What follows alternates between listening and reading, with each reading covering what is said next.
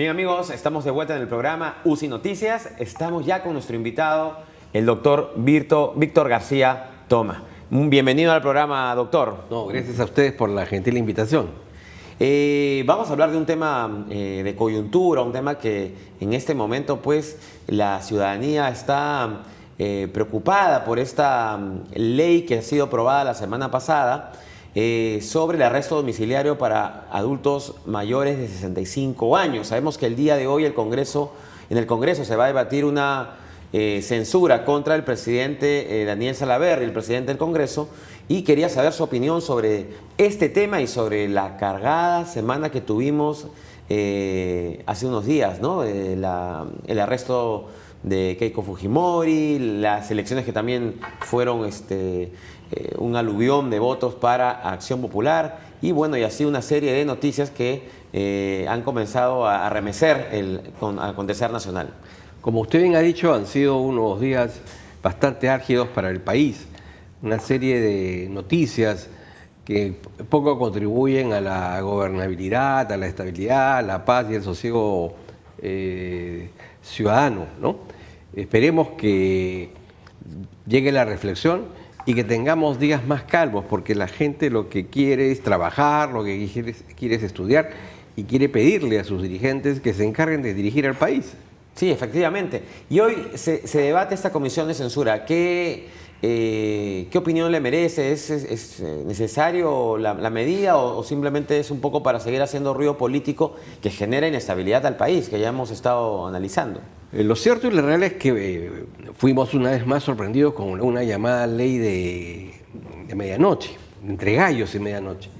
Y es que esa ley, en primer lugar, incumple una serie de los requisitos básicos para su admisión a trámite, es decir, la exoneración del trámite y dictamen de la comisión, la exoneración de la segunda votación, la solicitud de que sea inmediatamente colocada en la agenda del Pleno y votada el mismo día, implica que hay un apresuramiento desmesurado, precipitado. Una ley con nombre propio. Es una ley con nombre propio, pero que además de estos defectos de forma, tiene otros defectos de fondo. El primero, no establece límites muy claros para quienes no puedan tener derecho a solicitar este beneficio.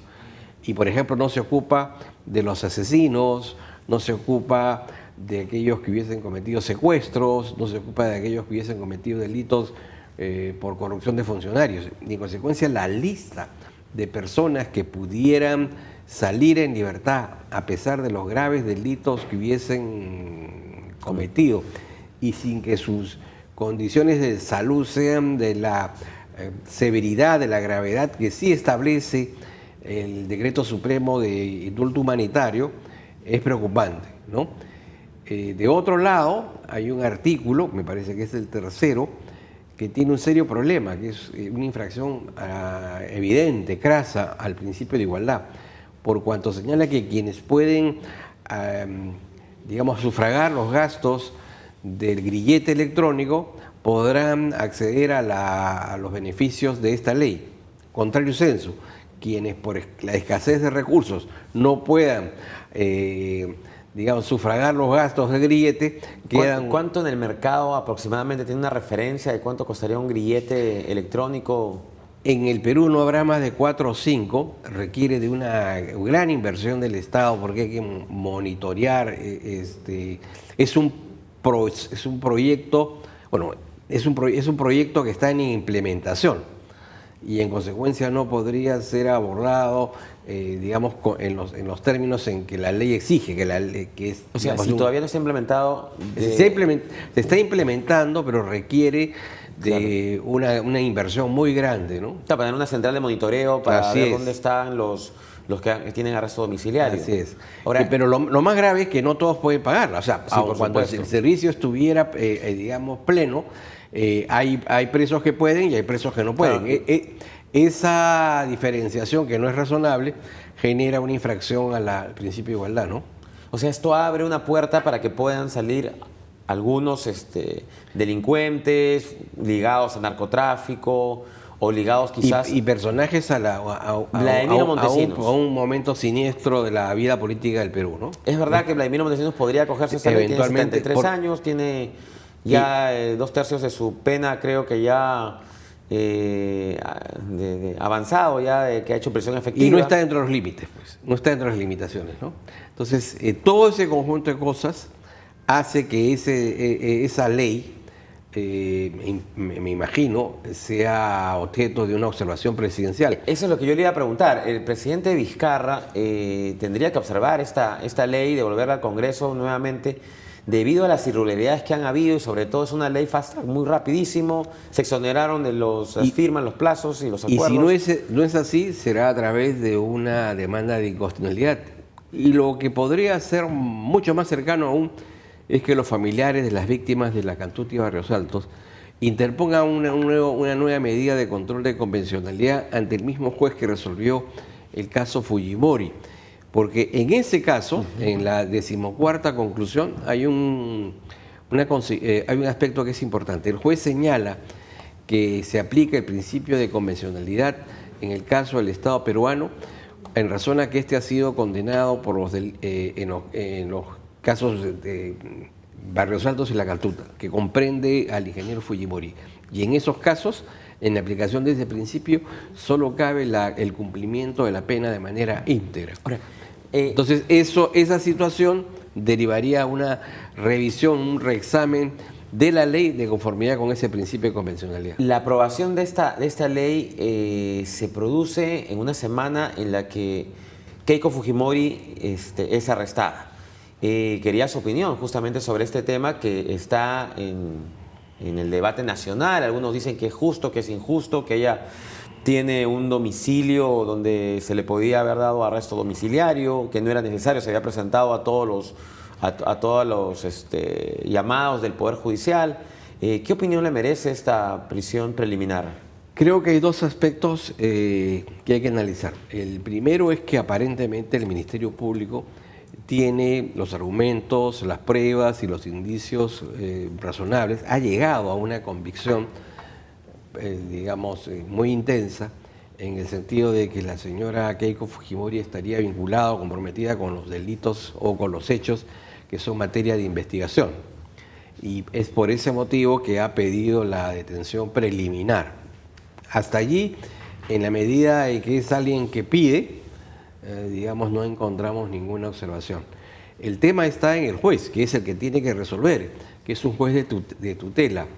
Y ya el Tribunal Constitucional, en el caso Ollantumala, ha señalado que la aplicación de la privación de la libertad es la última ratio. Es decir, si el juez encuentra que existan situaciones menos gravosas que impidan que esta persona pueda llevar a cabo el resto de la investigación en libertad, así debería ser. Los argumentos para aplicar la situación de mayor rigurosidad no se sostiene. Es decir que la señora Keiko Fujimori no tiene arraigo es un absurdo. Completamente. Decir que no ha colaborado con la justicia por el hecho que en 2 ocasiones una no asistió y en la segunda pidió reprogramación, la verdad que es bien endeble, ¿no? 3, que por pertenecer a una organización criminal, esta organización criminal podría, que tiene ramificado en el Poder Ejecutivo, el Poder Legislativo, el Poder Judicial, podría entorpecer la marcha de la Administración de Justicia, no tiene un sustento fáctico.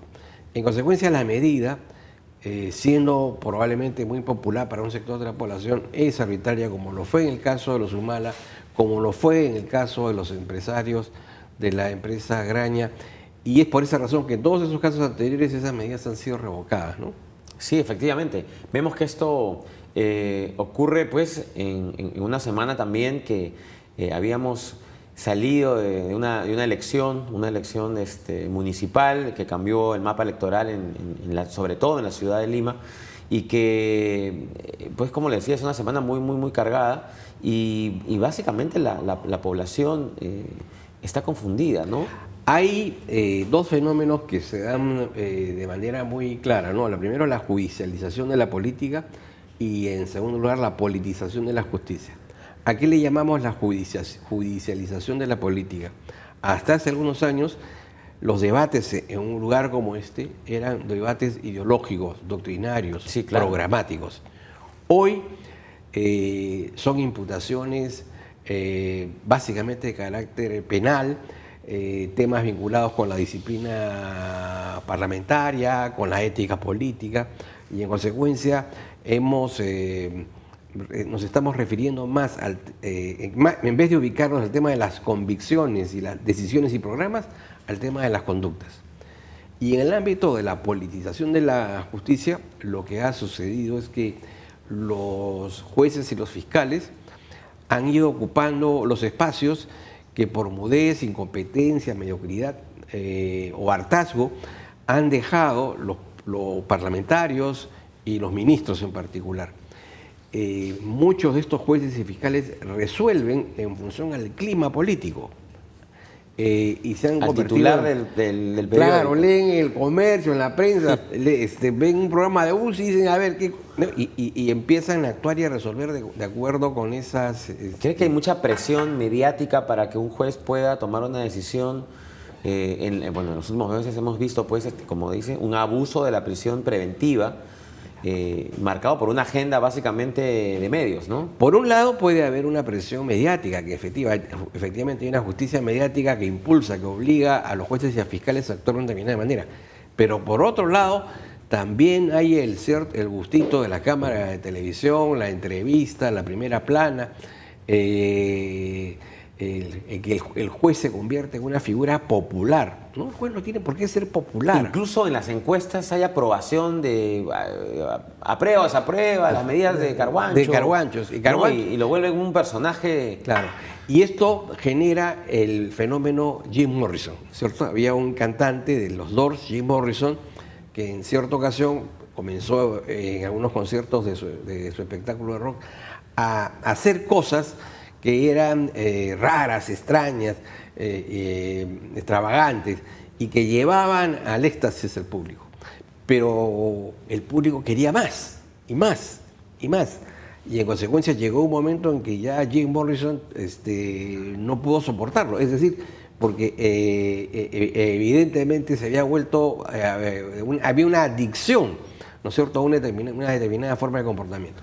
El caso del juez Carguancho es que cada vez más la gente le pide ser más severo, ser más duro, ser... Esto es como un circo, como el circo claro, romano. Es el Billy the Kid, ¿no es cierto?, de la justicia peruana. Es decir, sale a aniquilar la arbitrariedad, la injusticia, y justamente lo que comete es arbitrariedad e injusticia, ¿no?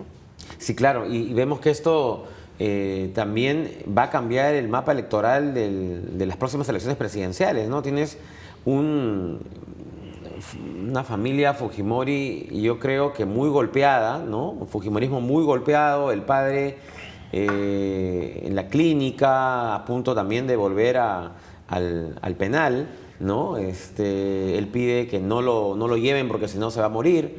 Keiko Fujimori con arresto domiciliario, Kenji suspendido en el Congreso por la propia bancada fujimorista, ayer dio un gesto de ir a visitar a la hermana. Entonces, ¿usted cree que en el 2000, la próxima elección presidencial, cuál será el papel que va a cumplir el fujimorismo, o si esto ya es el principio de la caída de este partido, que bueno, que ha mutado con bastantes nombres, ¿no? Ahora es el Partido de Fuerza Popular, pero ¿cuál va a ser el escenario próximo para la familia Fujimori y sobre todo para el partido que ellos representan y que siempre han tenido cerca del 50% del país, y que hoy vemos que no han ganado alcaldía alguna y que tienen una impopularidad tremenda en el Congreso, que ya está en 12% de Keiko Fujimori, y esto podría hacer que siga cayendo en su popularidad, ¿no? Pero además, antes de llegar al 2021, nosotros vamos a tener que cargar la cruz de una célula parlamentaria impresentable, que es como es la fujimorista, que le faltan todavía 3 años, ¿no? Y durante esos 3 años todavía los aguarda mucho circo, mucho espectáculo y muchas leyes como las que se acaban de dar. Con lo cual, va a seguir abonando en contra de la organización. Como usted bien ha dicho, y tomando como referencia la última elección en donde Keiko Fujimori logró rozar cerca del 50%, 49 y pico 2, ¿no? Por supuesto que ese no es la ratio del Fujimorismo, que es un poco menor, pero evidentemente esa situación no se va a volver a presentar, es decir, no se van a obtener esa votación y probablemente el país busque otras opciones, ¿no? No, efectivamente, y esto es lo que nos crea a nosotros una preocupación tremenda por la inestabilidad política que hay y podría ser un escenario para que pueda venir un radical, un populista, como ocurrió en Venezuela con Hugo Chávez, en donde la gente no cree en los políticos, ha perdido la fe en sus representantes, el Congreso está desprestigiado y vemos pues que en la última elección, si bien eligieron por el alcalde Muñoz, Jorge Muñoz, en Lima, después del debate, no pensaron en el voto distrital y hicieron un voto prácticamente cerrado y ha llevado a muchos alcaldes que la población ni siquiera había conocido sus propuestas. Entonces, ¿cree que esto podría ser un escenario para la aparición de una propuesta populista o ya sabe elegir el peruano? No. Definitivamente el peruano ha pasado de izquierdas a derechas de una elección a otra. Es muy voluble, muy volátil, poco informado y sobre todo muy pesimista y pragmático, ¿no es cierto?, en relación al tema político. Lo más probable es que se produzca el fenómeno de Brasil, ¿no? Es decir, un candidato digamos, de posiciones fuertes, conservadoras, ¿no?, con ciertos rasgos populistas, o un político con esas características, pero más tirado a la izquierda. Parece poco propicia por ahora las candidaturas de centro, ¿no?, por la forma en que se está desenvolviendo el país, lo cual es lamentable. Efectivamente. Bueno, justamente sobre este tema tenemos un informe de Tiffany Tipiani respecto a la decisión del Pleno de aprobar el proyecto de ley que permite el arresto domiciliario a adultos mayores de 65 años. Vamos con el informe de Tiffany.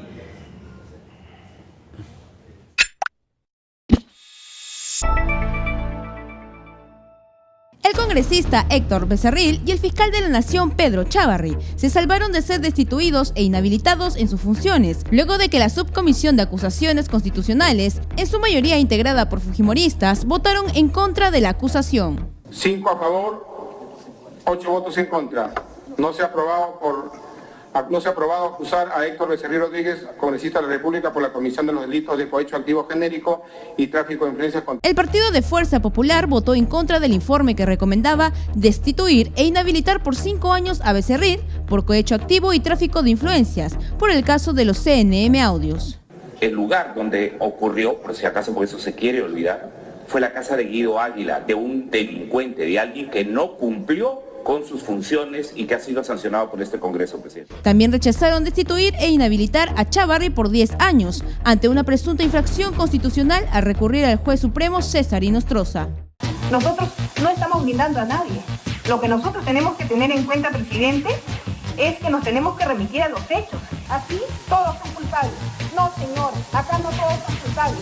Hay que separar y hay que individualizar a las personas. Y las personas que cometan delitos o que hayan cometido, que tengan indicios, sí, por supuesto, hay que procesarlos, hay que sacarlos, hay que botarlos a patadas. Por su parte, el parlamentario Juan Cheput, quien realizó el informe de dicha acusación, manifestó que Chávarri no debería seguir como fiscal de la Nación. Es absolutamente contundente el hecho de que el señor Chávarri ha estado conversando, ha tenido reuniones con Guido Águila, con el señor Inostroza y con el señor Camayo. Y el señor Águila y el señor Inostroza han sido defenestrados por este Parlamento. Y en el caso del señor Camayo es un colaborador eficaz. ¿Cómo un fiscal de la Nación que tiene relación con este tipo de gente puede seguir al frente? La bancada de Nuevo Perú presentó un oficio al presidente del Parlamento, Daniel Salaverry, a fin de que revise la decisión tomada por la subcomisión.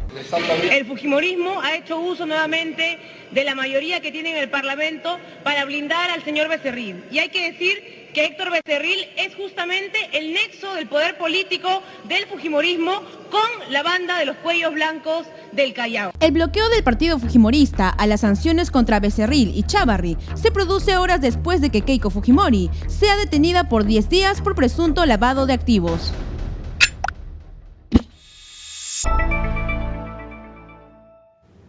Bien amigos, acabamos de ver este informe, seguimos con el doctor Víctor García Toma.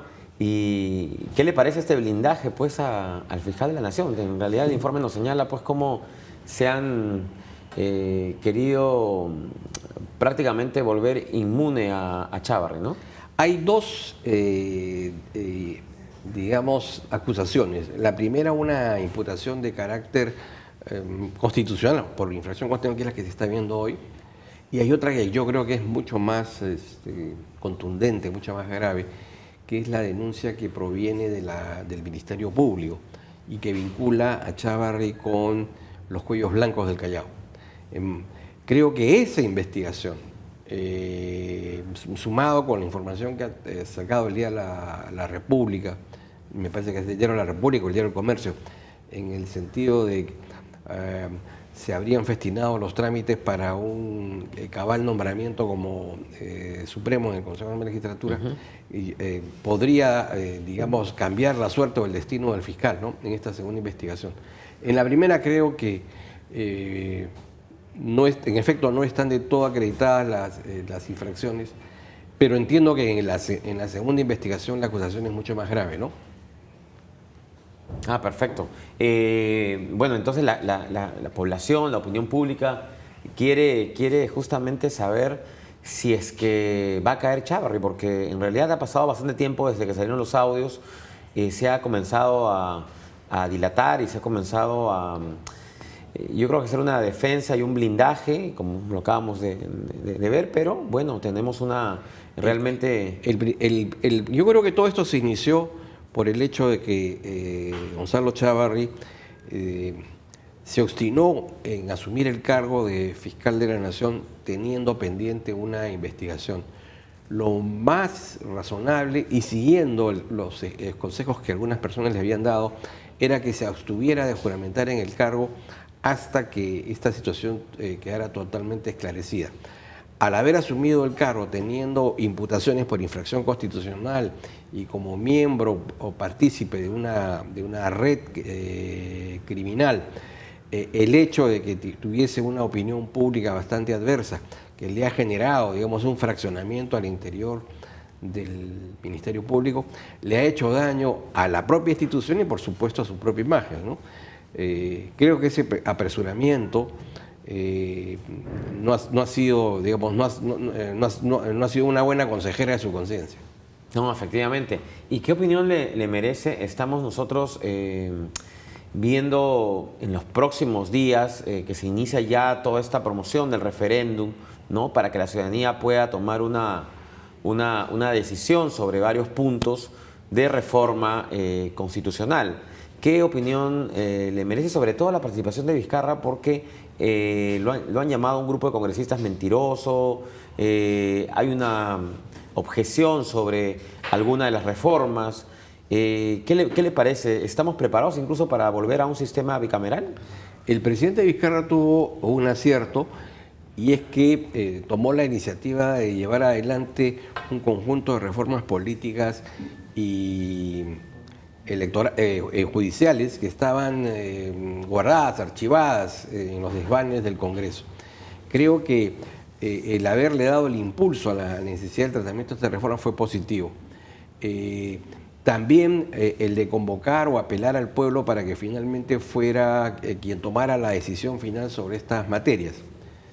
Luego, los proyectos no fueron del todo bien logrados, han sufrido por algunos aspectos, o han sido objetos en una parte de mejoras y por otro de serios contrabandos.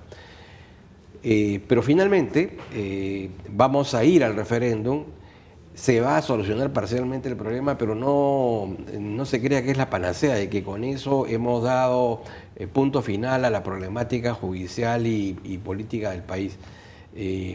Creo que el referéndum no soluciona en términos gruesos, en términos contundentes, la problemática que el propio presidente en su momento planteó y que se ha requerido y se requiere de medidas complementarias a nivel del Parlamento, como el tema del voto preferencial, el mejoramiento del sistema de partidos políticos.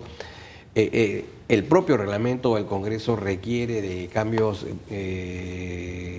sustanciales. La Constitución debería replantear un mejor esquema de los vínculos o relaciones entre el Ejecutivo y el Legislativo. En fin, hay mucho que hacer por allí y eso no se agota con el referéndum. Perfecto. Vamos a ver otro informe de Tiffany. Tenemos el informe sobre la ley con nombre propio de Alberto Fujimori sobre el arresto domiciliario de adultos de mayores de 65 años.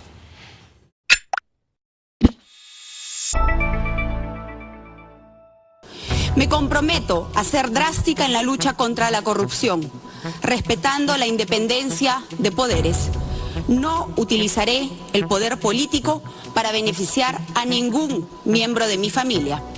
Fueron las palabras de compromiso de Keiko Fujimori cuando postulaba a la presidencia en el 2016. En la actualidad, las cosas han cambiado. Con celeridad y en tiempo récord, el Pleno del Congreso aprobó la Ley 3533, que permite a los adultos mayores de 65 años obtener arresto domiciliario, siempre y cuando cumplan con el tercio de la pena cumplida. Han votado a favor 48 señores congresistas, 2 en contra, 1 abstención.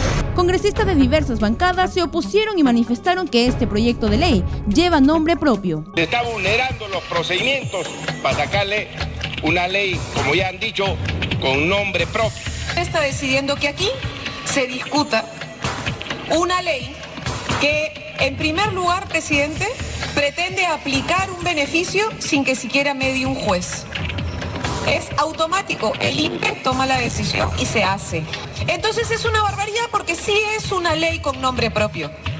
Y es una ley con nombre propio para Alberto Fujimori. El problema existe cuando los que tienen la mayoría de los votos creen que la minoría no existe e imponen su posición sin debate, como pasó ayer con el proyecto de ley de arresto domiciliario. Esta ley propuesta por Jenny Vilcatoma, de Fuerza Popular, dejaría en libertad al expresidente Alberto Fujimori, Julio Salazar Monroe, Vladimiro Montesinos y Nicolás Hermosa. Intentando salvar al señor Fujimori, están metiendo una ley que puede liberar a los asesinos de Ajomarca, de Cayara, a los asesinos de Barrios Altos, de Cantuta, de todos los que han finalmente violado derechos humanos en este país. Los partidos de oposición se retiraron del hemiciclo mostrando algunas frases en contra de la ley propuesta por el fujimorismo. Asimismo, presentaron una moción de censura contra el presidente del Congreso, Daniel Salaverry, quien hoy podría ser censurado.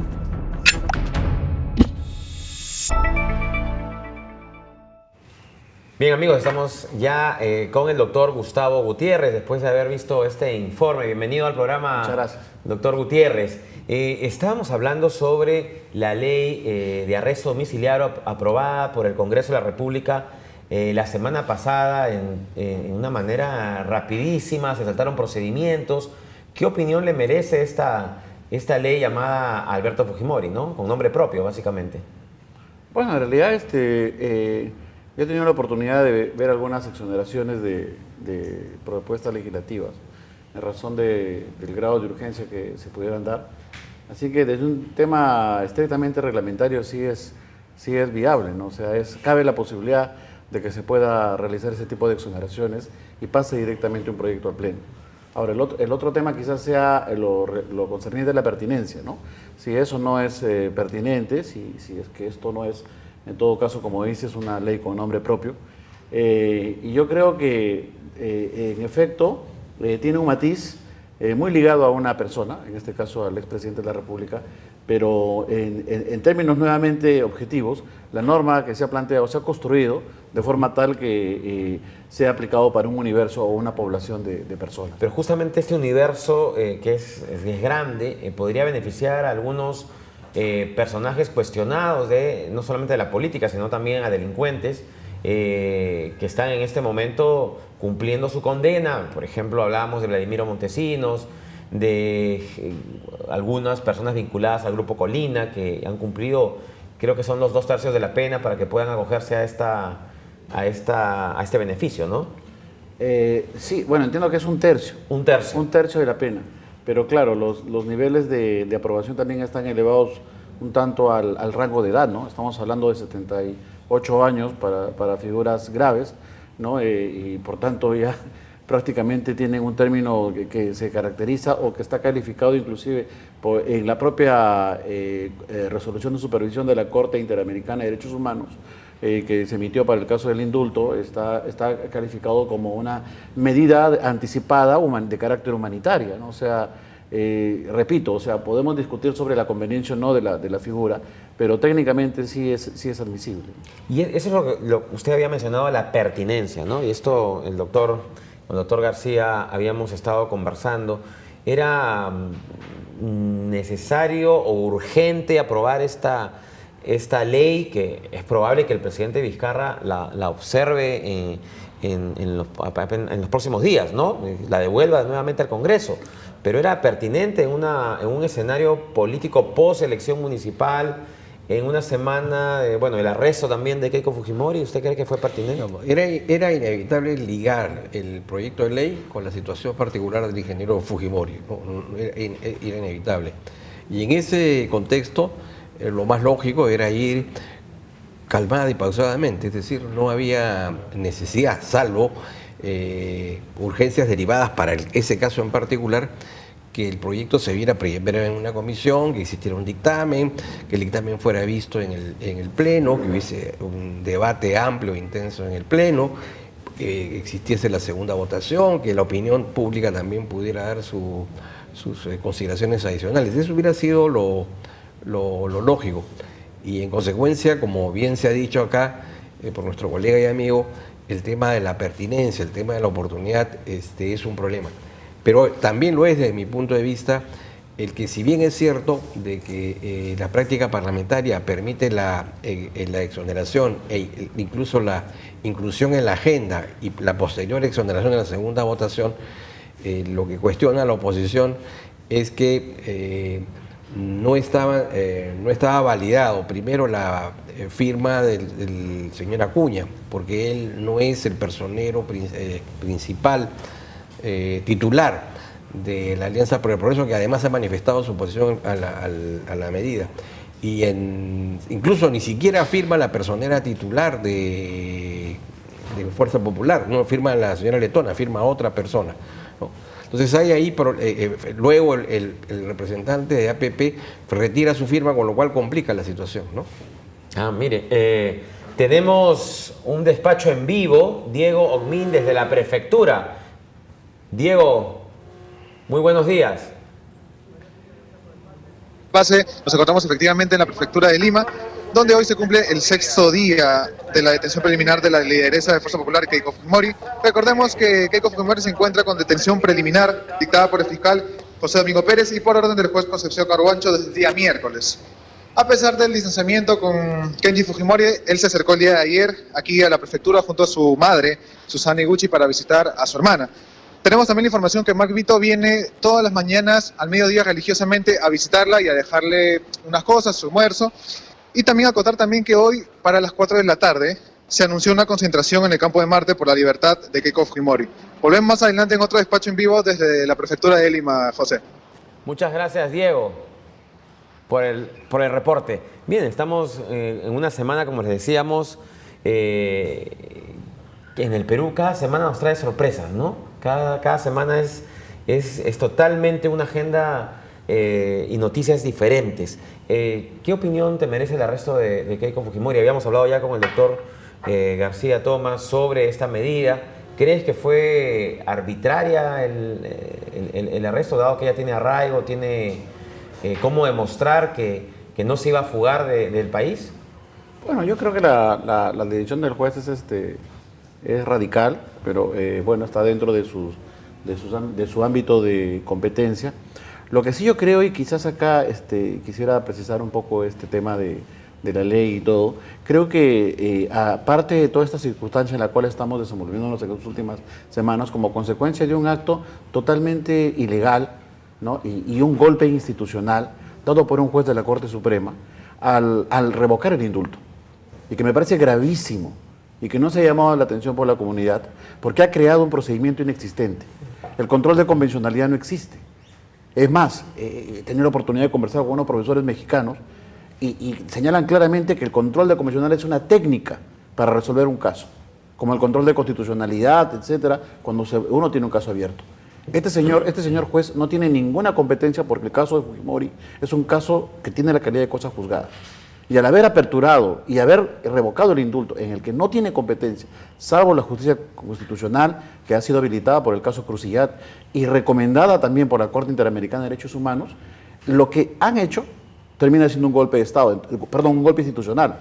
Y por eso entiendo que puede ser esta respuesta que ha dado el Congreso de sacar de manera urgente esta ley, porque definitivamente estamos en una situación al tope, donde los poderes públicos están actuando de manera irregular y abusando del poder que tienen para generar este tipo de eventos. En efecto, como dice el doctor Gutiérrez Tixe, no solamente el juez no tenía competencia, sino que no había un procedimiento previamente establecido.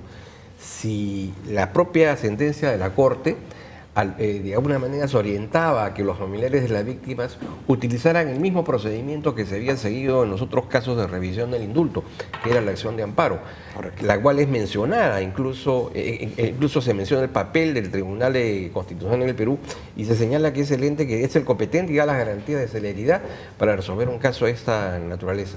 En efecto, comparto la opinión de que el juez se ha excedido, ¿no es cierto?, y una sentencia que tiene serios errores, ¿no?, de fundamentación. Que es básicamente un poco para crear ese circo, habíamos dicho, una especie de circo romano que cada que la agenda del momento lo requiere, meten preso a alguien, aprueban algunas medidas. ¿Creen que los Fujimori marcan la agenda del país? Porque toda la semana ha estado ligado a noticias de Fujimori, ¿no? Están marcando ahorita una agenda. Bueno, Fujimori marca la agenda del país hace más de 20 años, no sé, el problema es que no hemos resuelto el factor Fujimori y no resolvemos porque no queremos ceder. Tenemos al frente a un sector que definitivamente no tolera ningún tipo de beneficio para Fujimori. Tenemos al otro sector que no le gusta probablemente a este grupo, 5 millones de personas que votan por Fujimori y que significan una población que hay que tomar en cuenta.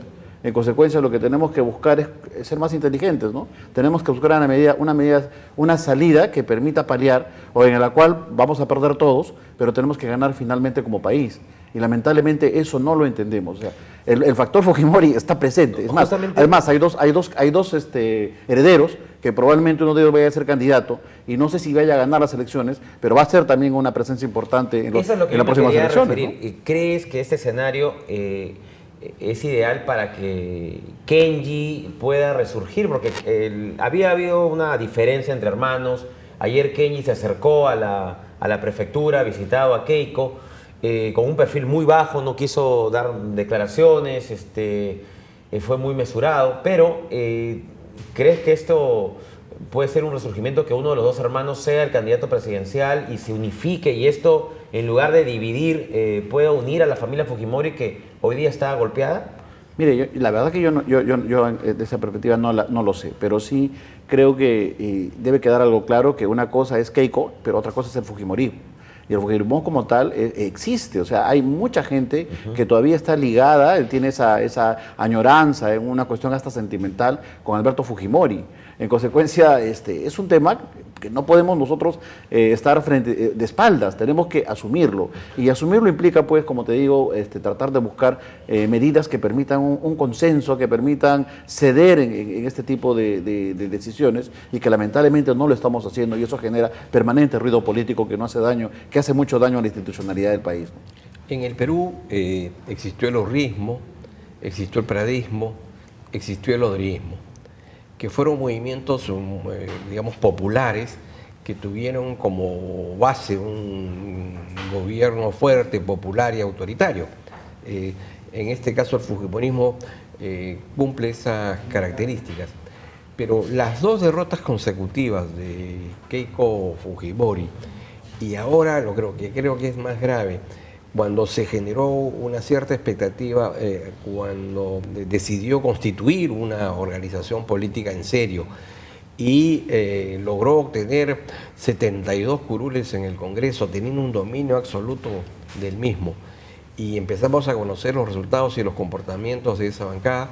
Creo que ni sus mejores enemigos pudieran haberle deseado esa bancada al fujimorismo, que es la que finalmente va, creo, a marcar una tercera y definitiva derrota en el 2021. Porque le ha creado mucha impopularidad, ¿no? Keiko ha comenzado a caer en las encuestas. Creo que este escenario también la hace más vulnerable a los ataques, sin duda alguna. Y bueno, vamos a ver qué es lo que pasa en los próximos días. Estamos ya a la mitad del arresto preliminar. ¿Usted cree que se dará el arresto ya preventivo y le darán algunos meses? Bueno, en principio muy brevemente, ¿no? O sea, yo tampoco no creo, ni lo sé, la verdad, que Keiko vaya a ganar o vaya a recuperar, pero sí creo que hay un pueblo ligado muchas veces al autoritarismo, definitivamente a los efectos del autoritarismo, pero que todavía se mantiene, y la única manera de poder combatir este tipo de hechos es esencialmente con actos de reconciliación y actos de incorporación hacia un Perú que solamente beneficia a determinados sectores. Necesitamos un proceso amplio de reconciliación nacional. De otro lado, yo creo que una medida que limite a la libertad de Keiko, en realidad me parecería una medida grave. En todo caso, creo que debería ser homogéneo, ¿no? Debería aplicarse en todo caso la misma regla para todos los demás involucrados, ¿no? Que en este caso también sería Susana Villarán, el mismo Pedro Pablo Kuczynski, porque entiendo que el mismo Alan García, porque todos han recibido también directa o indirectamente algún beneficio de Odebrecht. Entonces sería lamentable, ¿no? Pero creo que es un exceso. Pero si se va a aplicar una regla, claro, porque lo que ocurre es que mucha gente, sobre todo humilde, tiene ese sinsabor porque uno está involucrado en un robo de un mototaxi y lo que imponen los fiscales es una medida de detención preventiva y le meten 9 meses y ampliado todavía 9 meses más porque entienden que la investigación, entre comillas, es compleja. Entonces, realmente lo que debemos buscar es hacia un modelo que haya predecibilidad y sea predecible inclusive este tipo de medidas, y para eso pues tiene que haber una regla que sea aplicable a todos. O es para todos o no es para nadie, ¿no? El caso de Keiko Fujimori tiene características singulares. Primero porque hay declaraciones de los propios directivos de Odebrecht de haber hecho entregas de dinero en la campaña.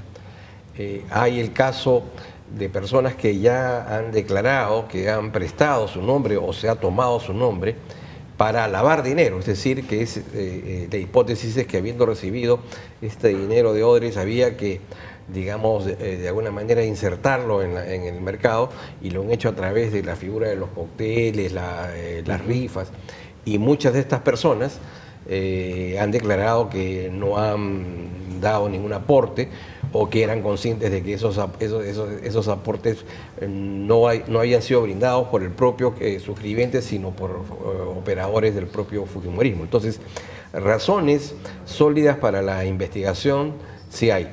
La detención es arbitraria, porque no debe ser la última ratio, y una prueba de ello es que han pasado 6 días y el fiscal, que yo sepa, no ha hecho nada en particular para justificar esa medida. Es decir, salvo algún allanamiento a la casa del señor Yoshiyama, no se ha conocido de ningún otro acto así de relevancia que pudiera justificar esa detención, ¿no? Efectivamente.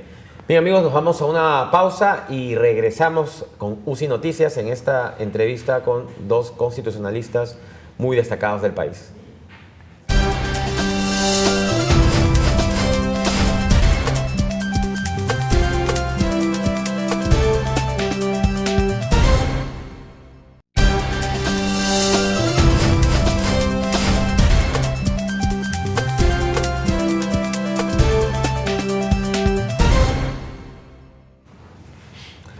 Bien, amigos, estamos de vuelta en el programa en UCI Noticias. Un saludo a todos nuestros amigos que nos están sintonizando a través de Vez Cable en Lima Metropolitana y en algunas provincias del país. Seguimos con 2 constitucionalistas muy, pero muy destacados del país, el doctor Víctor García Toma y el doctor Gustavo Gutiérrez.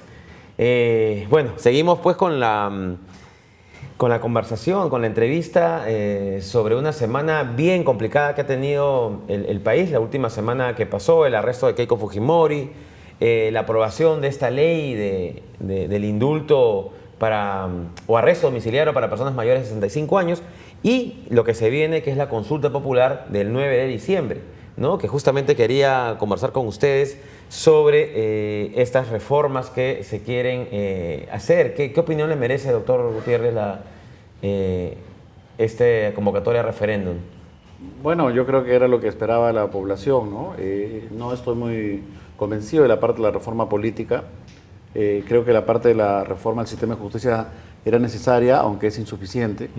Se requiere un proceso sistémico de reforma que va desde las facultades de derecho hasta los órganos de fiscalización y control del sistema judicial. Ojalá que se tome en serio este proceso de reforma judicial que debe emprender el Perú. Pero en el caso de la reforma política yo creo que es populismo puro, ¿no? Y lamentablemente ha habido acá una trampa de parte del presidente, ¿no? Que definitivamente es popular para la población, porque la población no quiere reelección y tampoco va a querer bicameralidad, ¿no? Y por tanto estamos ya convencidos de que solamente se va a aprobar el tema de la no reelección de los congresistas, pero al final, repito, eso no va a cambiar mucho nuestro sistema político, ¿no? Yo creo que inclusive puede llegar a ser más deficiente, ¿no? Porque también la tarea legislativa es una tarea que demanda una trayectoria, que demanda experiencia, que demanda tener una mesura política, y eso también se aprende en el desarrollo de la actividad parlamentaria, ¿no? Efectivamente. Doctor García, ¿cómo lograr esa reforma del Poder Judicial, ¿no? Porque hay demasiada corrupción, nosotros hemos quedado sorprendidos de lo que pasó en el Callao, los audios del Callao que destapó y originó toda esta La todo reforma escándalo, ¿no? del Poder Judicial tiene que ser sinérgica y esto involucra a la policía, involucra al Ministerio Público, al Poder Judicial, al INPE, al Ministerio de Justicia, involucra a los entes empresariales, a los colegios de abogados, como bien ha dicho el doctor Gutiérrez, incluso hasta las facultades de Derecho. ¿Por qué le están enseñando a los alumnos? Porque eso es lo que yo creo que la formación es importantísimo desde que ellos van estudiando las primeras materias de Derecho, ¿no? Sobre todo ética. Y luego, cuando llegan a ser abogados, son la correa de transmisión de grupos empresariales con dinero que están dispuestos a comprar una sentencia. Uno va por los pasadizos del Poder Judicial y ve a cientos de personas ancianas que están durante años haciendo colas inmensas para tramitar una humilde pensión, una asignación de alimentos y esa sentencia nunca llega. Ahí se requiere, ¿no es cierto?, de organizar a los justiciables para que esas voces aisladas de lamentos y de críticas se conviertan en un instrumento no solamente de defensa, sino de cabal develamiento, de desnudar, digamos, los nudos grandes y pequeños de la corrupción en el Perú. Y eso no lo va a resolver, como bien se ha dicho, el referéndum. Y lo mismo va a suceder con la reforma política, que lejos de arreglar el tema lo va a complicar más. Estamos descontentos con el Parlamento, no de ahora, hace muchos años. Eso tiene que ver con el tema de la representación, tiene que ver con el sistema de partidos políticos, en fin. Tiene incluso que ver con el método para asignación de los curules, etc. Y en consecuencia, el hecho de impedir que personas que han cumplido una buena gestión y que cuentan con el respaldo del ciudadano para renovarles el mandato sean impedidos de ocupar esos cargos, van aún empobrecer más. Eso no es muy Parlamento. populista porque la tasa de reelección del Congreso es baja. 25% aproximadamente. Es baja, o sea, se reeligen los que han hecho buena gestión. Sí, claro. Los que han representado mejor al ciudadano. El ciudadano es el que finalmente Porque mientras decide. que entra un nuevo parlamentario y aprende y comienza a articular todo su sistema de comunicación con la provincia, con el departamento que está representando, como que pasa tiempo, ¿no? Lo más antidemocrático de la ley es que justamente le impide al ciudadano el renovarle la confianza a su congresista. Y lo mismo pasa con la elección de los gobiernos locales y regionales. Hemos tenido un proceso electoral pobre, plumbio, entre otras cosas, porque no habían candidatos conocidos. Y lo que es más grave, ahora que son electos van a demorar por lo menos un año en que conozcan el cargo. Sí, y cuando ya lo conocieron y ya se van. Ya se van. Sí, sí, efectivamente, eso es lo que ha pasado. A lo único que abona en realidad es a los poderes fácticos, que se colocan y se meten y aprovechan en los municipios, en las regiones, en los gobiernos subnacionales o inclusive en el propio Parlamento, ¿no? Quienes terminan dominando son los asesores. Sí, mientras el congresista se da cuenta por sí mismo que está teniendo un poder importante, quien va manejando toda la agenda va siendo un asesor. En consecuencia, eso trastoca el fortalecimiento de una clase política. Todos los países estables tienen una élite política y la élite política está en la Asamblea Legislativa. Eso es lo que más bien tenemos que prever, ¿no? O sea, del Parlamento deberían salir los candidatos presidenciales, ¿no? Lo que pasa es que nosotros esperamos siempre un outsider, esperamos siempre la informalidad política y eso nos hace mucho daño. No sabemos quién va a ser candidato ni quién va a ser presidente del 2021. Mientras que en países estables ya se sabe que el senador X o el senador tal, porque ha hecho una larga carrera, es muy conocido, es una persona que está vinculado a la población, etcétera. Entonces, como dicen en varios países europeos, ¿no? Sí, claro. Y además, inclusive, en un panorama a nivel latinoamericano, la prohibición de la reelección prácticamente no existe, ¿no? Porque también hay de por medio un derecho del ciudadano a elegir, ¿no? O sea, que también hay una cuestión de un derecho fundamental. El derecho político debe ser lo más amplio posible que permita al ciudadano poder expresarse con la mayor amplitud. Se dan situaciones que cuando se constituyen las nuevas bancadas, lo primero que hacen es un curso de entrenamiento para que conozcan el reglamento. Es decir, es una cosa vergonzosa, ¿no? Es decir, es verdad. No, igual es para los alcaldes. Ya se está hablando de que en estos meses se abre un curso para los alcaldes en lo que es gestión pública. Entonces, ¿para qué postulan si no saben de gestión pública? Como bien se ha dicho acá, esto debería ser una carrera, pero uno comienza de regidor, luego va para alcalde, si postula después para gobernador, pasa a parlamentario, en fin, esto debiera ser de abajo arriba, ¿no?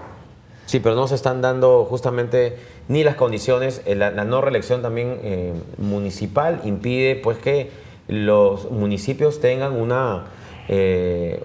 desarrollo en 8 años, porque normalmente el alcalde que es bueno es reelegido y el alcalde que es malo se va a su casa. Mire, ha pasado en San Borja con Tejada, ha pasado lo mismo con Castillo en Los Olivos, que eran alcaldes, que la población entiende que eran correctos, fueron impedidos de postular, han tenido que esperar y han vuelto a salir. Efectivamente. Bueno, reflexiones finales sobre lo que hemos hablado, doctor Gutiérrez. Bueno, yo espero que sobre todo la clase política tenga mayores gestos democráticos. No solamente invocaría al Parlamento a que tenga mayor compromiso y voluntad, aunque ya lo ha demostrado con esta aprobación de las cuatro propuestas de reforma constitucional, como ha querido el presidente, salvo me dicen algunas adiciones que, bueno, yo tenía entendido. El maestro García Toma debe saber más que yo, pero que vivimos en un sistema presidencialista, ¿no? Entonces, quizás establecer algunos controles a un presidente cuando se irroga todo el poder es muy peligroso en el país. En consecuencia, si es que han habido algunas cláusulas, etcétera, que puede haber metido el Parlamento, algo todo eso era manejable, ¿no? Y además entiendo que en la votación de la reforma estuvo el Premier, estuvo el Ministro de Justicia, estuvo el señor Violeta celebrando y victoriosos, y al final llega a Palacio y Palacio dice lo contrario. Pero primero bendijo. Sí, primero lo bendijo y luego dijo lo contrario. Entonces, yo creo que esto nos hace daño. Podemos ganar en la coyuntura, podemos ganar en lo temporal, pero en realidad a donde debemos apuntar es a políticos que tengan una visión estadista. O sea, Vizcarra debe quedar en el futuro como un estadista, como un hombre que continuó con el cambio en el país, pero no como un hombre que simplemente buscó atacar al Congreso, buscó golpear al fujimorismo. Creo que tiene que haber la altura necesaria para empezar a generar consensos que nos permitan salir para adelante de cara al Bicentenario. Y a partir de enero, una vez que haya concluido el referendo, con los resultados previsibles, el país va a dejar de mirar al Congreso y va a volver a su mirada nuevamente al gobierno y le va a empezar a rendir cuentas. Es decir, ¿qué estamos haciendo? Por temas que ya sabemos, la anemia, la reconstrucción, etcétera, etcétera. El friaje. Y diera la impresión que no hemos hecho mucho, no hemos hecho lo suficiente. Y además, la composición ministerial requiere cambios porque efectivamente no están dando resultados. O sea que el Ejecutivo está caminando en base a la iniciativa del presidente y luego atrás no hay nada notable, ¿no? No, efectivamente. Tenemos un tema para hablar, es un tema polémico, amplio. y bueno, sobre todo vamos a requerir de su presencia en los próximos días. Vamos a volver a invitarlos para seguir hablando de estos temas tan importantes de coyuntura nacional.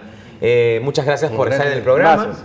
Y bien, amigos, vamos a entrar ahora a nuestra parte regional, UCI regional, con despachos que tenemos de varias provincias del país.